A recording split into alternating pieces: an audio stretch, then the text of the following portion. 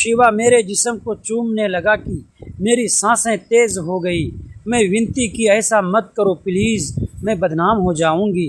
पर अपने नशीली आंखों से घूरता हुआ मुझे दबोचा और कहा, नहीं रह सकता हूँ तुम्हारे बगैर, तुम्हें पालूंगा। मैंने कहा, फिर मेरी मांग भर दो। वह कहने लगा, तुम मेरे स्टेटस की नहीं हो। पूरी रात उसने मुझे अपनी आगोश में रखा। सुबह उठते ही ऐसा चमत्कार हुआ कि मुझसे कहा, पारो तुम मेरी हो, शादी कर लो। आज मैं अपनी वह प्रेम कहानी बयां करने जा रही हूँ जो नफ़रत से शुरू हुई थी। मैं शिवा से नफ़रत करती थी, ऐसी नफ़रत जैसी कोई किसी से ना किया हो। पर कहते हैं, अगर आपको किसी से हद से ज़्यादा नफ़रत हो तो आप उसी के बारे में सोचते रहते हो और एक न एक दिन इस शख्स से आपको हद से ज़्यादा मोहब्बत हो जाती है। कुछ ऐसा ही मेरे साथ हुआ था दोस्तों। बहुत ही रोमांचक कहानी है, पूरा सुनिएगा ज़रूर। दोस्तों, वीडियो में आगे बढ़ने से पहले एक छोटा सा रिक्वेस्ट है कि वीडियो को लाइक और हमारे चैनल को सब्सक्राइब ज़रूर कीजिएगा और प्यारा सा कमेंट भी ज़रूर कर दीजिएगा। दोस्तों, चलते हैं आज की कहानी की तरफ। मेरा नाम पार्वती है, लोग मुझे प्यार से पारो कहते हैं। मेरे परिवार में मेरे मम्मी पापा और एक छोटी बहन थी। मेरी बहन मुझे 2 साल छोटी थी और अभी कॉलेज में थी। मैंने अपनी कॉलेज की पढ़ाई अभी अभी पूरी की थी। हम मिडिल क्लास फैमिली से हैं और मेरे पापा चाहते थे कि उनकी बेटियां पढ़ लिख कर कुछ काम करें और उसके बाद ही उनकी शादी करवाई जाए।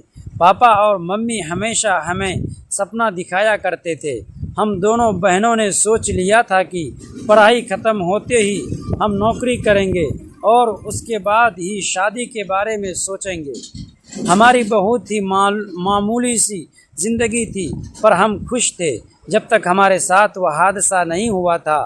मेरी छोटी बहन के साथ एक ऐसा हादसा हुआ जिससे मेरी ज़िंदगी हमेशा के लिए बदल कर रह गई थी।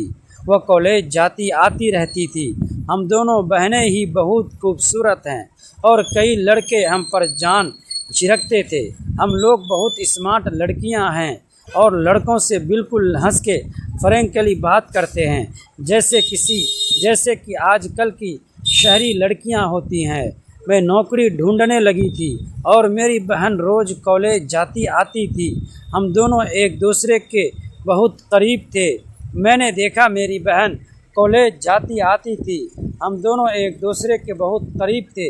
मैंने देखा मेरी बहन कुछ परेशान सी लग रही थी। मैंने पूछा, नीतू क्या बात है, तुम बहुत परेशान लग रही हो।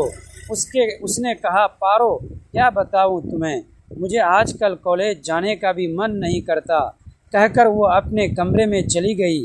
मैं सोच में पड़ गई कि आखिर मेरी बहन इतनी परेशान क्यों है। लेकिन अब उसने कॉलेज जाना भी बंद कर दिया तो मैंने उससे पूछा, आखिर बात क्या है, तुम साफ साफ बताओ, मैं तुम्हारी ज़रूर मदद करूंगी। उसने कहा, मेरी क्लास में एक लड़का पढ़ने को आया है, उसका नाम ऋषभ है। वह एक नंबर का बदतमीज़ लड़का है और मुझे परेशान करता रहता है।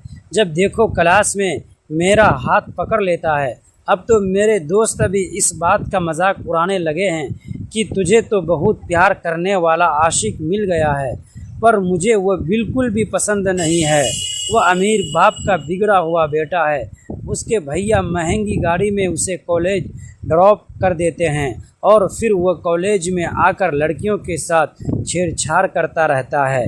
इस तरह की चीज़ तो कॉलेज में आम बात थी, पर मेरी बहन जिस तरह से परेशान थी, ज़रूर कुछ बात ऐसी होगी क्योंकि कॉलेज जाना तक नहीं चाहती थी, पर इससे तो उसी का नुकसान होगा। यही सोचकर मैंने उसके साथ कॉलेज जाने का फ़ैसला किया था। मैं उसे लेकर कॉलेज चली गई थी और कॉलेज के डायरेक्टर से मैं ऋषभ की कंप्लेंट कर दी थी।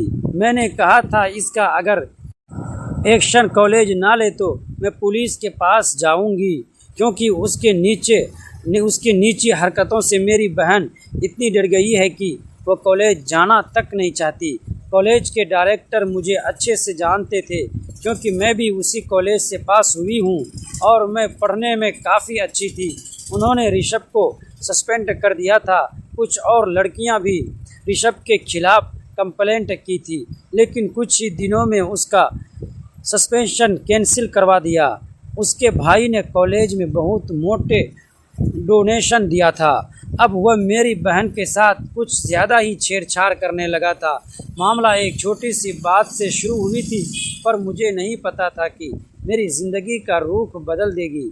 उसकी नीची हरकतों से मैं बहुत गुस्से में आ गई थी और मैंने उसके घमंडी भैया से मिलने का फ़ैसला कर लिया था। इंटरव्यू की तलाश छोड़कर मैं सीधी ऋषभ के भैया से मिलने चली गई थी। तभी मैंने पहली बार शिवा को देखा था।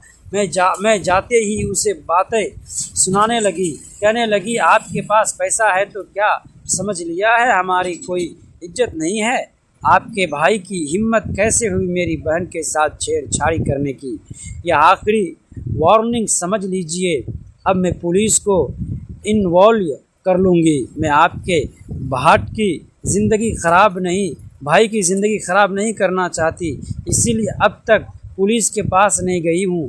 वो गौर से मेरी बातें सुनने लगा था। उसके बाद कहा, तुम्हें शायद कोई गलतफहमी हुई है। शायद तुम्हारी बहन ही मेरे भाई के पीछे पड़ी हुई है, क्योंकि हम अमीर लोग हैं तो लड़कियां हमें फंसाने की कोशिश करती रहती है, नहीं करना चाहती, लेकिन इसीलिए अब तो पुलिस के पास नहीं गई हूँ। वो गौर से मेरी बातें सुनने लगा था। उसके बाद कहा, तुम्हें शायद कोई गलतफहमी हुई है। शायद तुम्हारी बहन की मेरे भाई के पीछे पड़ी हुई है, क्योंकि हम अमीर लोग हैं तो लड़कियां हमें फंसाने की कोशिश करती रहती है।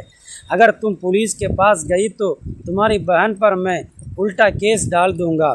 कॉलेज में आकर धंधा करती है और अमीर लड़कों को फंसाती है। उसकी बात सुनकर मुझे इतना गुस्सा आया कि मैंने उसे थप्पड़ मारने के लिए हाथ उठाया, पर उसने झट से मेरा हाथ पकड़ लिया। वही पहली बार उसने मुझे छुआ था। उसका हाथ बेहद मजबूत था और गुस्से से उसने मेरा हाथ मरोड़ दिया। मेरे हाथ में दर्द होने लगा था और मैं गुस्से से उसे घूमने लगी थी। फिर कहा, तुम्हें मैं छोड़ने वाली नहीं हूँ, देख लेना, कहकर मैं वहाँ से निकल गई थी। क्योंकि आज मेरी एक बड़ी कंपनी में इंटरव्यू थी। मैं नौकरी हासिल करना चाहती थी, इससे मेरा कैरियर अच्छा हो जाता। मैंने अपने गुस्से को शांत किया और सीधे इंटरव्यू के जगह पर पहुंचकर अपनी बारी का इंतज़ार कर रही थी। तभी मेरी कॉल आई और मैं इंटरव्यू के कॉल करने के अंदर चली गई। पर जैसे ही मेरी नज़र इंटरव्यू पर पड़ी तो मेरी जान सूख गई, क्योंकि सामने बैठा शख्स शिवा था। वो मेरी तरफ देखकर मुस्कुरा रहा था। एक शैतानी मुस्कुराहट थी उसके चेहरे पर। मुझे अंदर ही अंदर बहुत गुस्सा आ रहा था। मैं समझ चुकी थी कि यह नौकरी मिलने से रही, फिर भी इतनी दूर आई थी तो मैं उसके सामने आकर बैठ गई। उसने कहा, क्या बात है, आ गई तुम नौकरी की भीख मांगने के लिए? यह सुनकर मैं बहुत गुस्से में आ गई, लेकिन अपने आप को संभालते हुए बहुत प्यार से कहा, सर, मैं अपने काबिलियत के बलबूते पर नौकरी लेने आई हूँ। मैं कॉलेज टॉपर हूँ और अगर मुझे अपने ये काम दिया तो मैं अब पूरे ईमानदारी के साथ काम करूँगी। लेकिन अगर आपको लगता है कि मैं इस जॉब के काबिल नहीं हूँ, आपको जो सही लगे आप इसे जॉब पर रख सकते हैं। मैं यहाँ भीख मांगने नहीं आई हूँ। अब शिवा की नज़र मेरे होठों पर थी। एक बहुत ही गंदी नज़र के साथ मैं मुझे देख रहा था। उसने कहा, मैं तुम्हें ये जॉब दे सकता हूँ, उसके बदले में तुम्हें मुझे किस करना पड़ेगा। ये सुनकर मैं आंखें फाड़ फाड़ के उसकी ओर देखने लगी थी। क्या कह रहा है? मुझे लगा बस मेरी इंसल्ट ही करेगा। यह सोचकर मैं वहाँ से उठकर जाने लगी थी। उसे बिना कुछ बोले या जवाब दिया, तभी शिवा मेरे करीब आ गया, मेरा हाथ पकड़ लिया। जैसे उसने मेरा हाथ पकड़ा मैं काफ़ी घबरा गई। मेरी सांसें तेज़ हो गई थी। उसने झट से मेरा हाथ छोड़ दिया। शिवा ने मेरा हाथ थाम लिया और मुझे अपनी बाहों में भर लिया। उसके करीब आते ही मेरी सांसें तेज़ हो गई। मैंने घबरा कर कहा, ऐसा मत करो, मैं बदनाम हो जाऊंगी। वह मेरी आंखों में देखते हुए बोला, मैं तुम्हारे बिना नहीं रह सकता, तुम्हें हर हाल में अपना बनाऊंगा। मैंने धीमी आवाज़ में कहा, अगर सच में मुझसे प्यार करते हो तो पहले मेरी मांग भर दो। मेरी बात सुनकर वह कुछ पल चुप रहा, फिर बोला, तुम मेरे स्टेटस की नहीं हो। उसके शब्द मेरे दिल में तीर की तरह चुभ गए। पूरी रात में उलझन और बेचैनी में रही, लेकिन सुबह जब मेरी आंख खुली तो सब कुछ बदला बदला सा लगा। शिवा मेरे सामने खड़ा था। उसकी आंखों में पहले जैसी कठोरता नहीं, बल्कि अपनापन था। उसने मुस्कुराकर मेरा हाथ थामा और कहा, पारो, तुम सिर्फ मेरी हो, मुझसे शादी कर लो। दोस्तों, ऐसे ही कहानी सुनने के लिए प्लीज़ हमारे चैनल को सब्सक्राइब ज़रूर कीजिएगा।